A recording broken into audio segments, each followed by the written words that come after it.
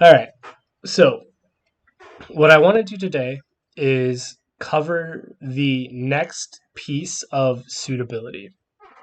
In particular, dealing with this idea of a weighted suitability, or sometimes you'll see it called a ranked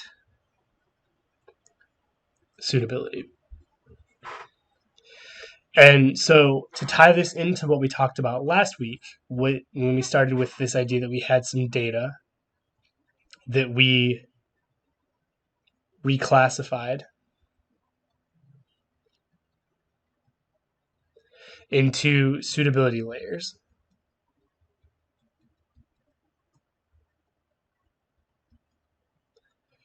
And then we overlaid these suitability layers to end up with a final suitability. Right. So at a broad level, this is what we did last week. But we made two key assumptions. The first was in our reclassification to suitability layers, where we assumed that we had a single cutoff, right? Because in our previous version, right, this suitability, right, this was binary, right? It was either suitable or it wasn't. And maybe we might want to have a situation where maybe we don't want it to just be binary, right? Maybe there are levels of suitability within a data set that might factor into our analysis, right? Maybe when we're modeling an organism, maybe the organism prefers one thing but will accept another, right? So you have two different levels of suitability there that aren't reflected in this binary is or isn't, right? So the first key assumption we made was that all suitability is binary,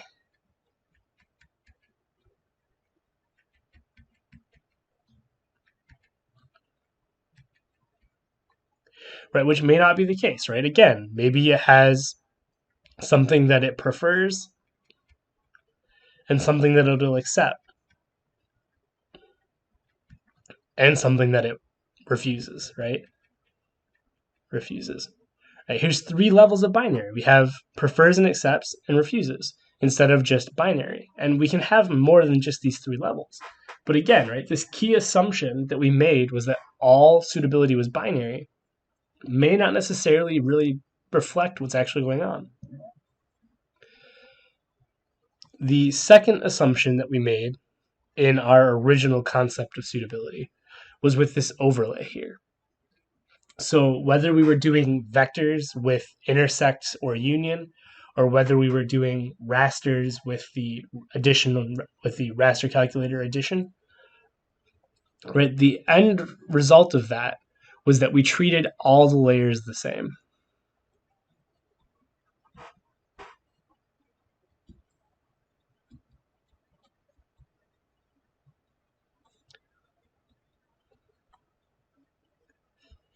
The end result of that was that we treated all the layers the same.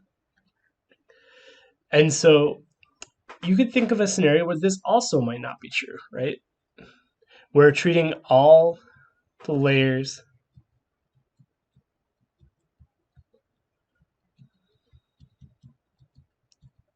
the same, may not realistically reflect what we want out of a suitability model either, right? Maybe if we're modeling an organism, maybe it cares far more about the vegetation of its habitat than it does about the temperature, right? But again, in our previous model here, when we just used, union, or we just used Raster Calculator's basic raster edition, right? We made no distinction there, right? And so this sort of idea that all layers are the same, right? This may not be true. And instead, maybe what we want to do is we want to be able to give certain layers preference. We may want to give certain layers preference. And this idea of giving certain layers preference, which is also sometimes called weights, right? This is the key part here of weighted suitability, is this idea that we're giving certain layers preference and we're breaking those layers up into multiple levels of suitability. Okay? So what I want to do is I want to actually break down these two assumptions and talk about the mechanisms by which we deviate from those in a weighted or a ranked suitability. So first off, getting away from this idea that the suitability does not have to be binary.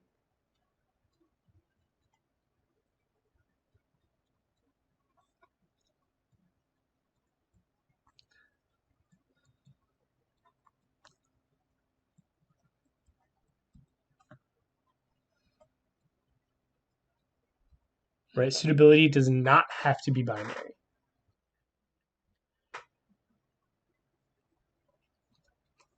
So how do we approach that? How do we actually encapsulate this idea of a non-binary suitability? Well, what we do is we develop what's called a suitability scale.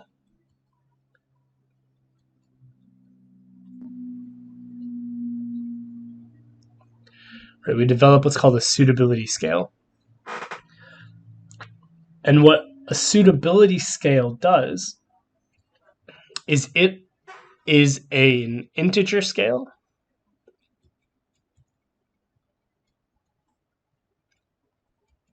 meaning 0, 1, 2, 3, etc. Right? Where 0 represents unsuitable. Right? So these would be things that we absolutely are refusing to consider suitable. And then increasing numbers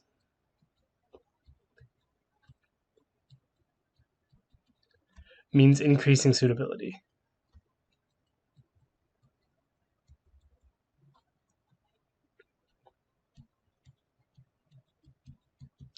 Right? So a 3 would be more suitable than a 1, for example.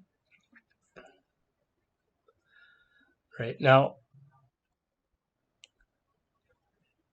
if you think about what we've done before, when we converted from with that threshold from the data to the suitability, the binary suitability layer, we had a suitability scale, right? It was a two layer suitability scale, right? Because we had 0 or 1, right? So we've been doing this idea of suitability scale, but we didn't call it that, right? We just had a threshold value that we cut off, but we really were at a fundamental level dealing with this idea of suitability scale, right? So what we can do, or what makes this idea of ranked suitability or weighted suitability, is that we can expand beyond this two value suitability scale to something with a few more levels. And the levels is really going to depend on what your data looks like, what your output you're trying to achieve, and just sort of what you feel comfortable with interpreting. Right? There's no right or wrong suitability scale, but it has to meet two criteria.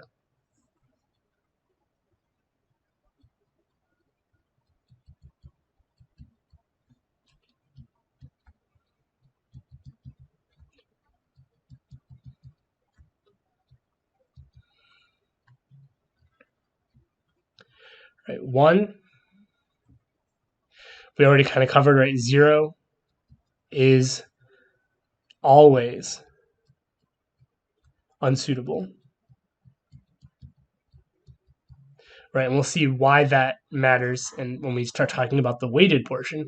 But 0, if you include a 0, it will always be unsuitable. And 2, right? All layers or data, right? All data must be converted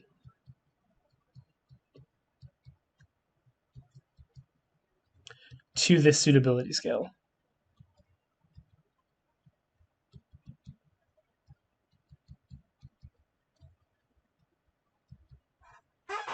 right? So when you're picking a suitability scale, one of the things to keep in mind when you're talking about how many levels of suitability do I want, you need to make sure that whatever you pick will match all your data, right? And so if you have data on, say you have ordinal data on air quality of, good, bad, or okay, right? The most layers you'd be able to have, the most layers of suitability scale you'd be able to have would be 3, right? Because if you had more than that, you'd have to split your criteria up. Um, you have to split your layer up into multiple numbers.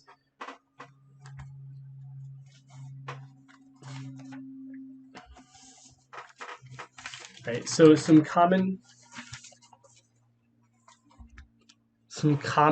suitabilities. Right. There's the 3-layer or the 3-number scale.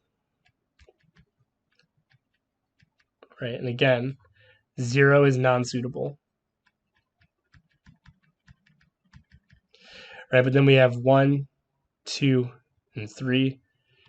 And what makes this scale so nice is that it has sort of a direct interpretation of low, medium, and high in terms of suitability.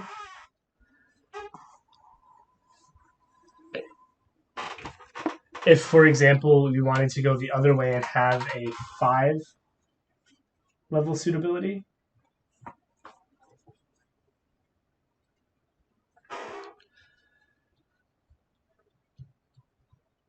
right, a 5-number suitability scale, right, it might look something like this, right? Again, 0 is always unsuitable,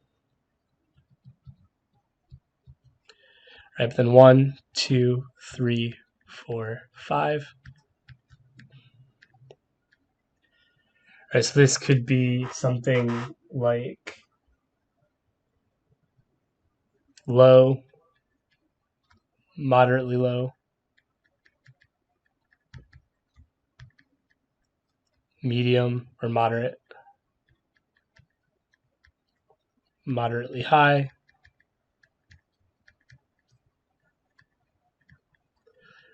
and high. Right, and so you can see what we've done with these with these suitability scales, is we have an integer ranking, right? Again, 0 meaning unsuitable, and the higher the integer, the more suitable. And we directly tie it in with this concept of suitability in English that we can hopefully understand, right? If we have a 3-number scale, right, we have 3 tiers of suitability.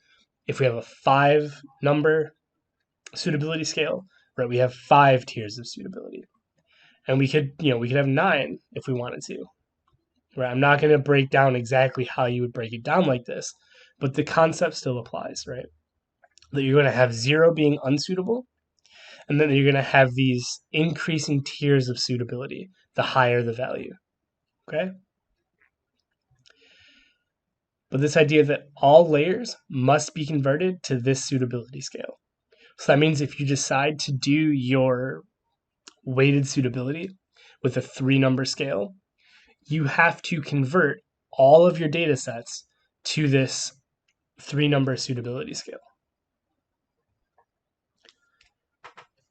So let me go ahead and quickly go through an example of what this looks like to convert from raw data to a suitability scale with multiple data sets.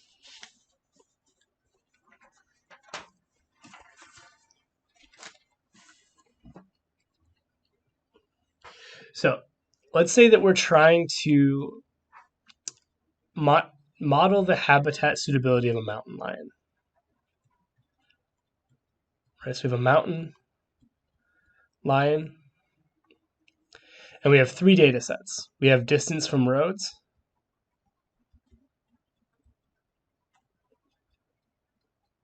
in miles,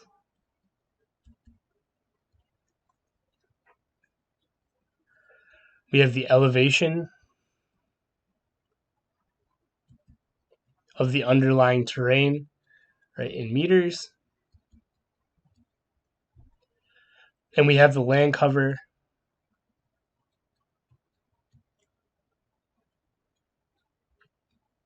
categories from the National Land Cover database. Right. And for the sake of convenience, since we're going to go through this actual example in a minute, we're going to say that these are all 30-meter rasters. Okay. So let's go ahead and walk through the process of converting these 3 layers to a 3-number suitability scale.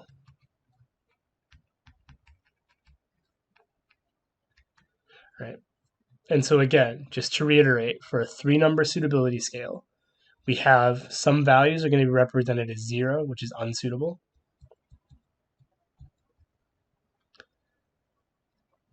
1, which is least suitable, or less suitable, or low suitability.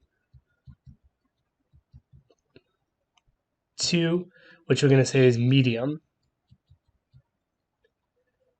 And then finally 3, which is going to be high suitability. Okay? So what we're going to have to do is use essentially reclassification to go from the raw data values measured in these pixels within the rasters to these 3 categories. Okay? So let's talk about distance from roads.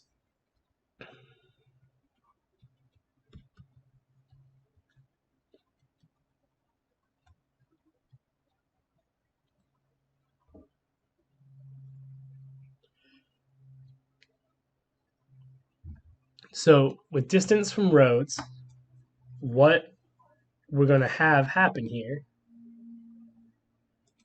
is we're going to end up having to come up with 3 different layers.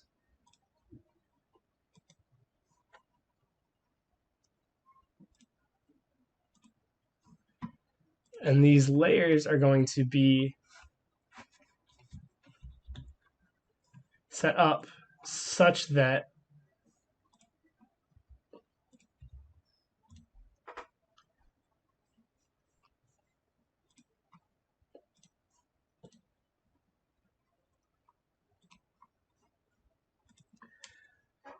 we have to convert the raw data to these categories.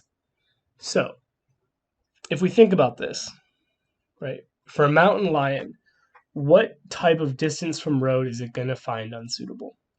So we do a little bit of research and we find out that it really cannot survive when the distance from the road is less than or equal to 1 mile. Right? So this is our unsuitable category. Anytime the distance from roads is less than 1 mile, it's unsuitable.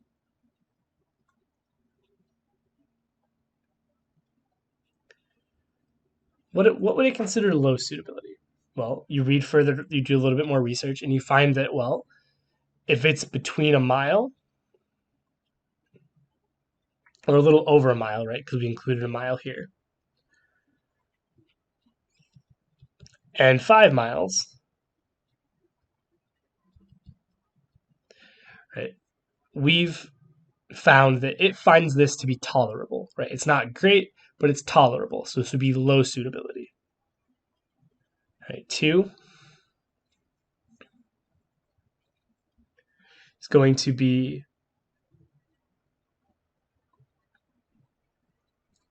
medium suitability. And so we find that that would be anything between 5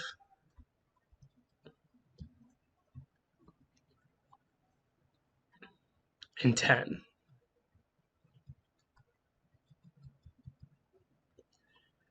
Right, and finally, right, anything greater than 10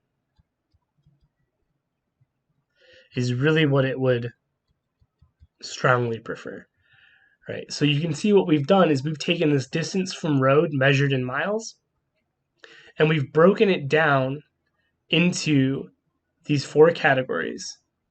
Right, so this process right here, this is reclassification.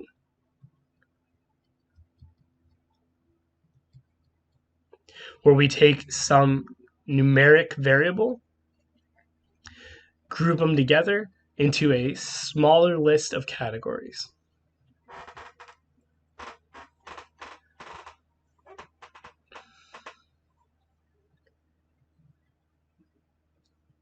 So let's talk about elevation.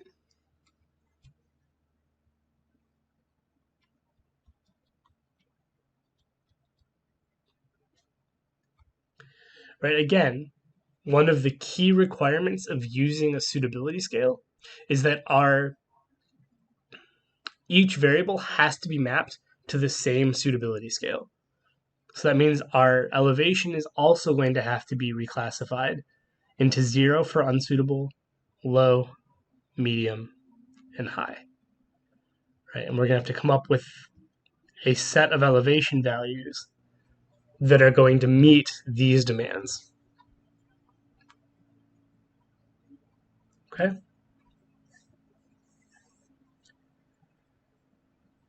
So for elevation, right, again, we do some research on what mountain lions prefer in terms of elevation, and we find that they really are not going to be finding anything less than 250 meters suitable. Right, so if it's less than 250 meters, right, we would reclassify that pixel as 0. Right?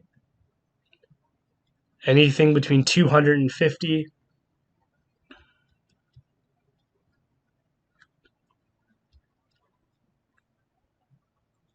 and 1,000, right? It can live with, right? It's not great, but it can live with.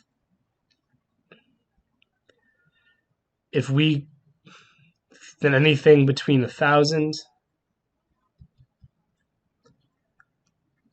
300,000, or sorry, 1,000 and 30,000, 3,000. Wow, 3,000.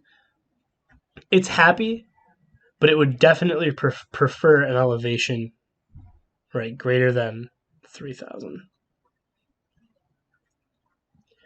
Right, so again, we took this numeric continuous variable elevation and we broke it down into 3 suitability and 1 unsuitable to use that suitability scale. Right, and then finally, we have land use, land cover.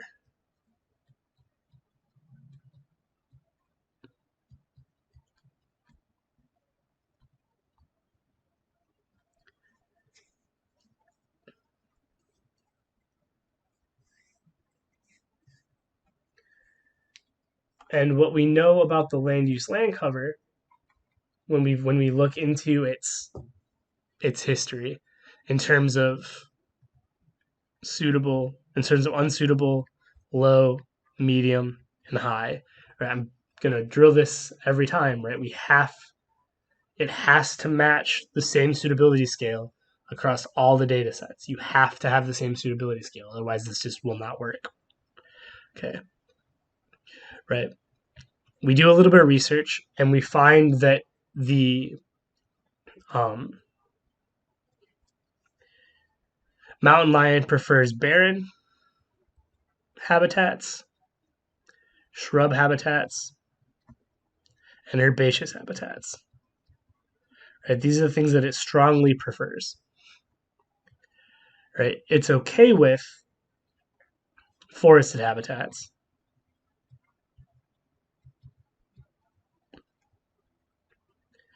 And it'll survive with, but not be particularly happy in wetlands. Right? And then anything else it would find unsuitable.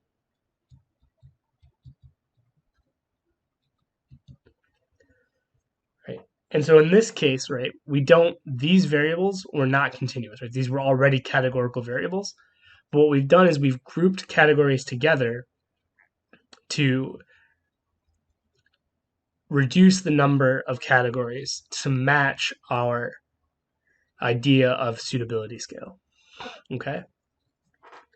So what I want to do is I want to take these 3 reclassifications that we made, distance from roads, elevations, and land use, land cover, and I want to actually apply them inside of an actual ArcGIS Pro example.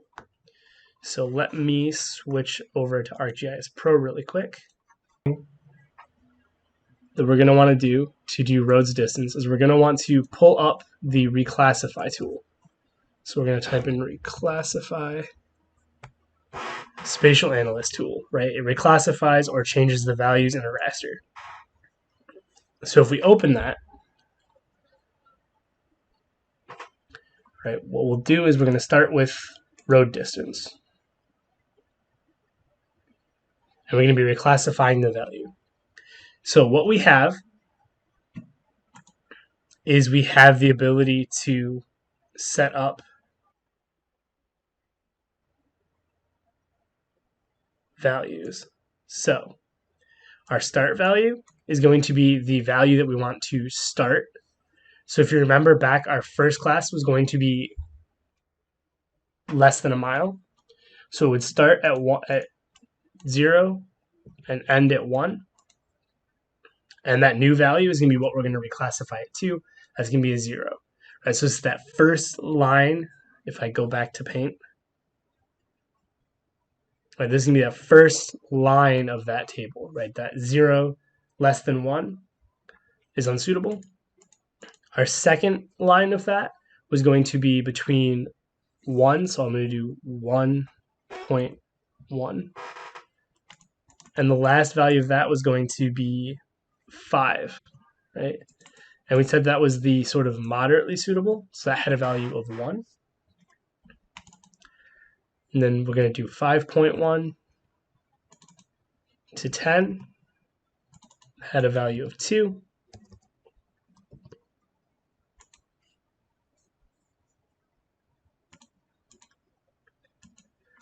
Right, and then finally we had a value of 10.1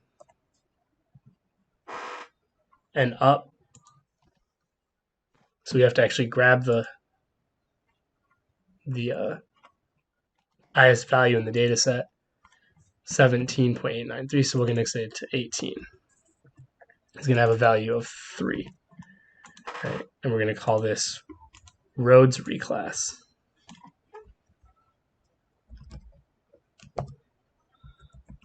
Roads scaled. Right, and if we run this,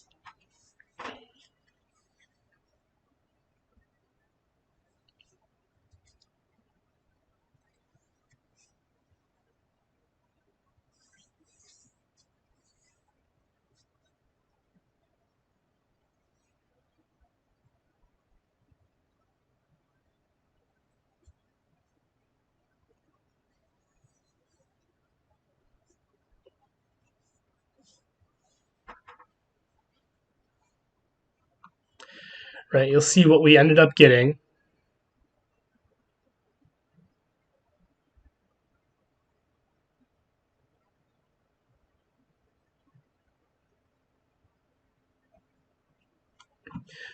was our classes. And that did not work for some reason.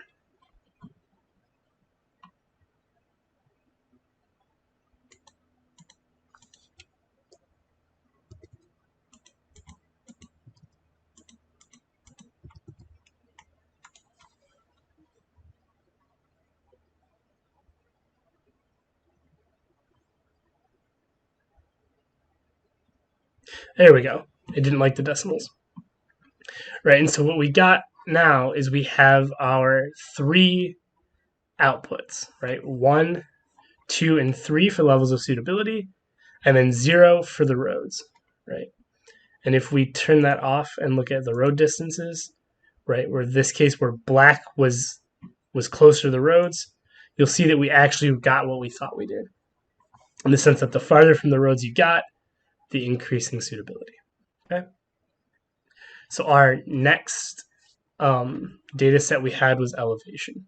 So I'm just going to reuse the tool, go elevation. I'm going to clear this and start over. Our unsuitable class, right, we said was less than 250. So let's start from 0 and it's going to go to 250. And since we're dealing with elevation,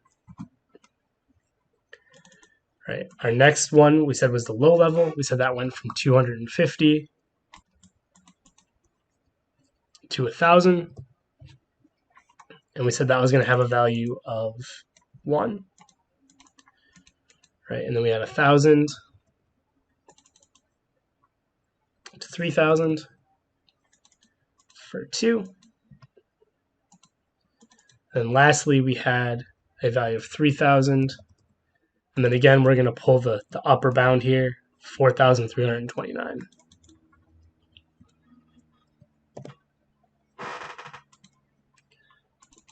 And we're going to set that to a value of 3. And this is going to be elevation scaled.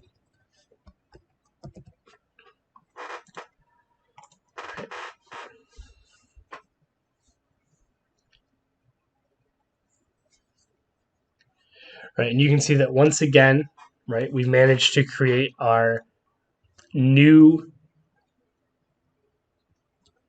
reduced complexity data set based on that suitability scale. All right, so the last one we have is the land cover. So land cover is actually going to be a little bit different. We're actually going to use unique for a second. And if you remember, what we had,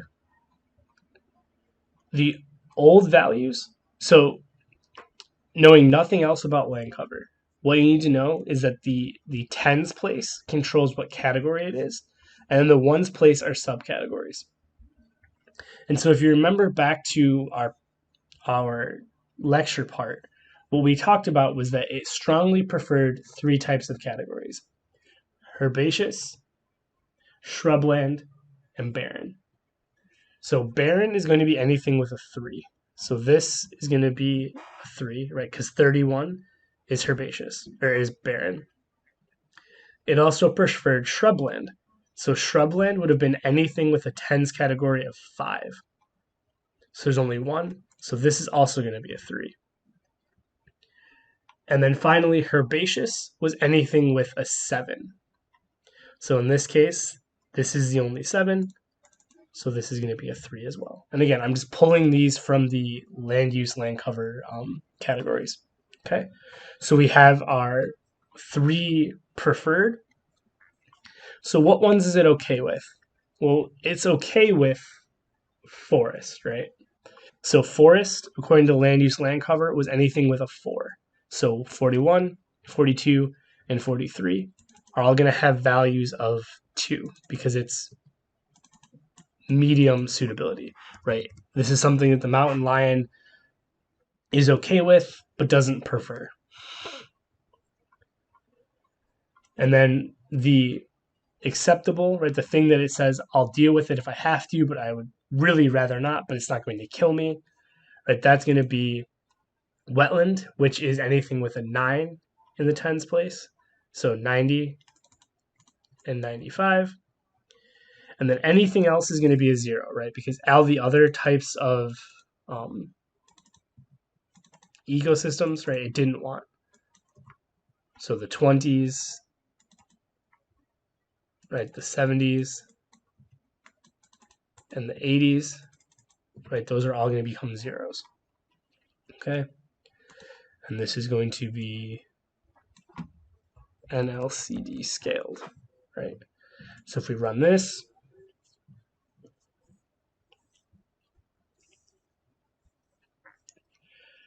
what we get back are our preferred habitats in the light blue, our acceptable habitats in 3, our poor habitats in green, and then things that it will absolutely consider unsuitable in that sort of pinkish color. Okay, so what we've done is we've converted 3 data sets from either continuous in the sense of elevation and distance or categorical in the sense of land cover. We've reduced them down to these 4 categories of suitability: unsuitable, low, medium, and high. And again, that's based on our suitability scale that we developed. Okay? So we have everything converted to suitability. What happens next? Well, let's switch back over to paint and talk about how we handle the weighted portion of this.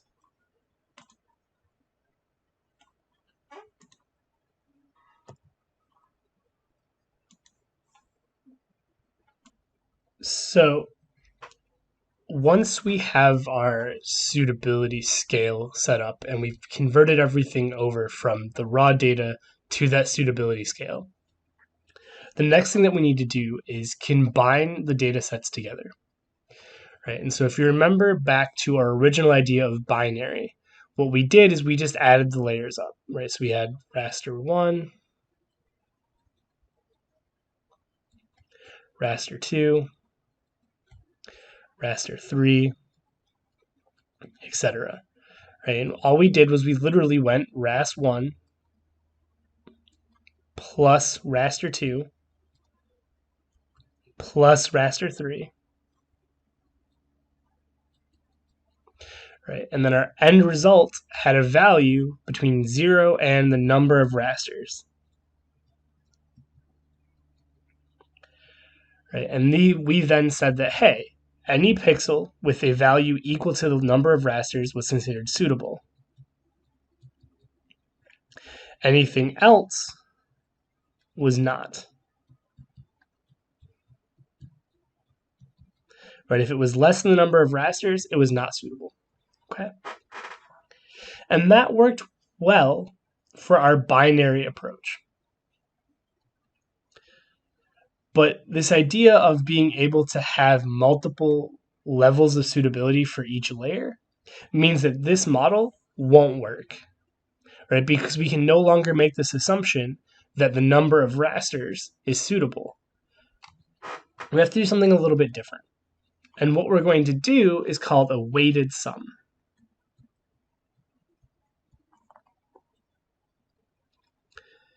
Right?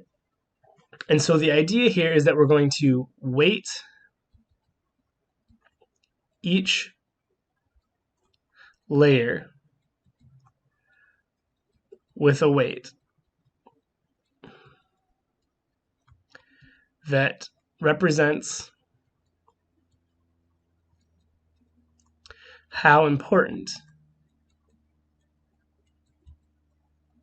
that layer is to the suitability.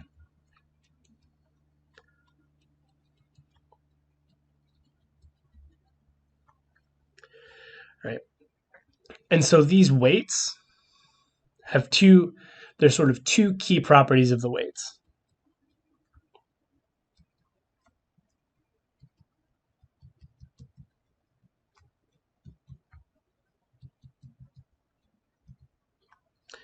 Right? The first is that these weights are a number, decimal number,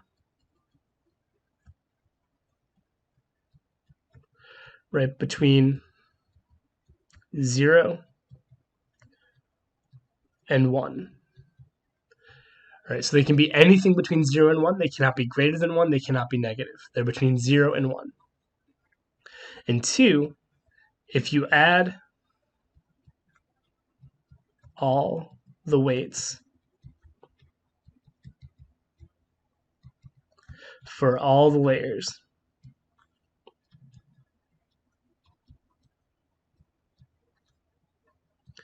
right, you get 1. Right? So the way that I like to think conceptually about this idea of weights is as percentages.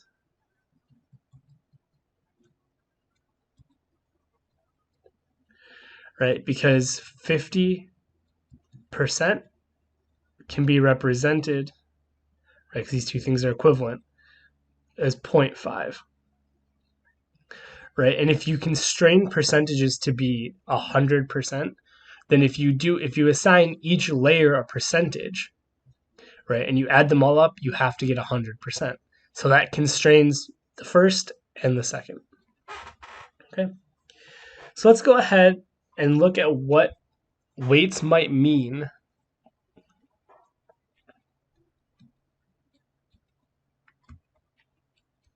on our example.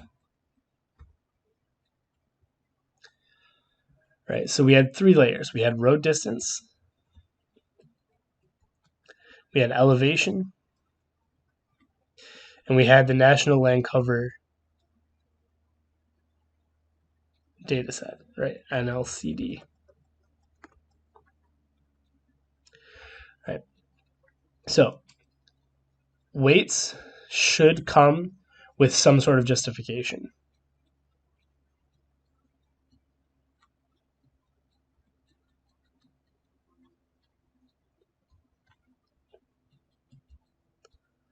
Right? Just like you should justify when you're setting up your suitability scale and you're converting the raw data into that scale, you should make a justification there too.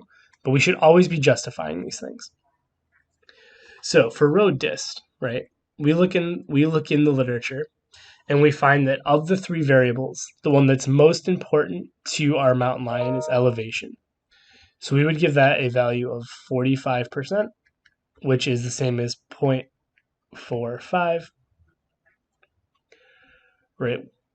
We would give our road distance, we find that's the second most important, so we'd give that a 35% or 0.35.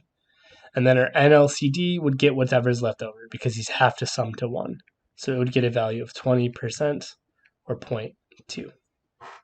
Right?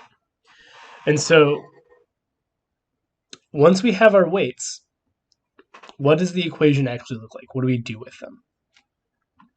Right. Well, if we go back up here to a second for our conceptualization of how we did the binary example, right, where we took a raster, we added a raster, we added a raster, and we got an end result that was the number of rasters was suitable. Well, we're going to do something similar to that.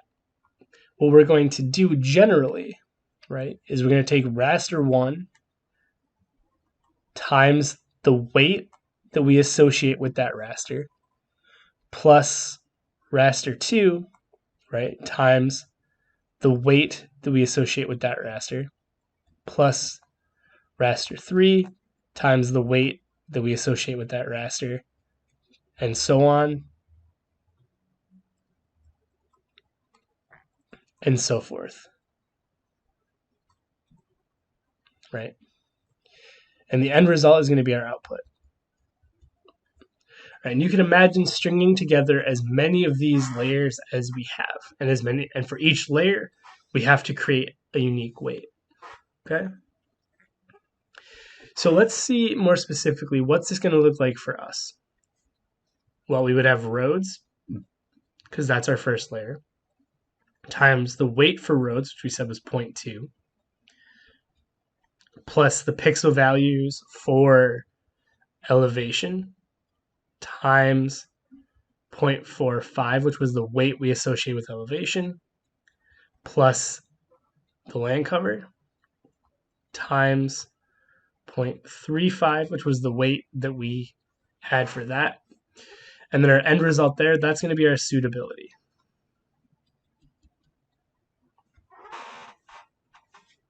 Okay? So why do we use this weighted sum? And there's really 2 reasons. Right? The first thing that this does is this allows us to signify importance. Right? We can change those weights to make layers more important or less important, and it's a way to visually and mathematically signify the importance of the different layers. The second reason to do that, or to do this, and we're going to see this in the example here in just a second, is that when we do this, what it does is it explicitly allows us to constrain the output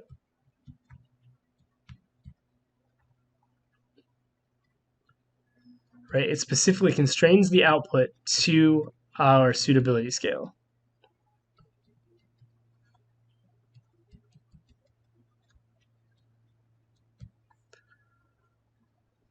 Right? And if this doesn't make sense, I want to go through 2 quick examples showing why, well, not why, but showing what I mean by that, right? So when I say this constrains the output of our suitability scale, what I want you to think about is to say we had 3 variables with suitabilities ranging from 0 to 3. Okay. And we ran our original method of just adding the rasters, right? Our final suitability range would be 0 to 9. By using this method here, where we do the multiplication by weights, we have 3 layers with suitability ranging from 0 to 3. Right? Our output will also range from 0 to 3. So we can directly apply our suitability scale onto the output. Okay. So let's go ahead and pop back over to ArcGIS Pro, and let's look at what this actually looks like when applied to actual data. Okay. So we have our 3 data sets that have been scaled to our 3-number suitability scale. And in order to run that equation, that weighted sum, we're going to use Raster Calculator. Right? And so what we're going to do is we're going to apply the same scales that we talked about in the paint session. We're going to apply here in ArcGIS Pro. Right? So what we did is we had roads, right? We had roads times 0.2. Right, roads times 0.2 plus elevation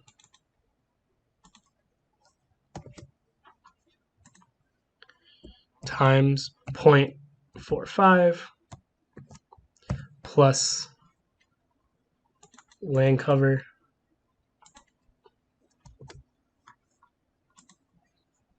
times 0.35, right? And so all I've done is I've taken those 3 sets of variables, added them together. They sum to 1.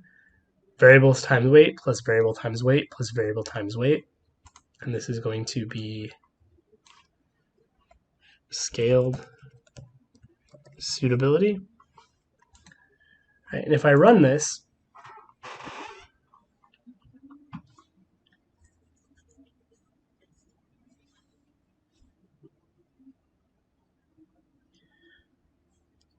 what I want you to realize is that our scaled suitability is exactly the same scale as our input, 0 to 3.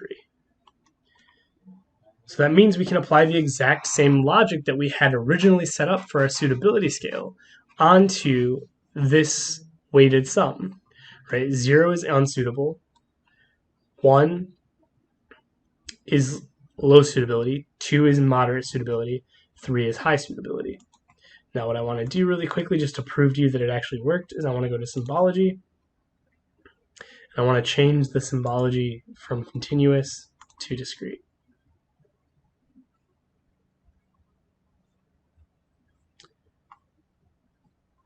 And what you can also do to make this even better is we can go to Reclassify, and we can actually reclassify our scaled suitability to match what we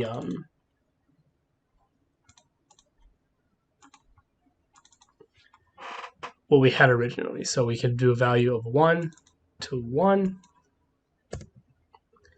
a value of 2 to 2, a value of 3 to 3, and click run. And this is going to just round our values so that 2.2 becomes 2, for example.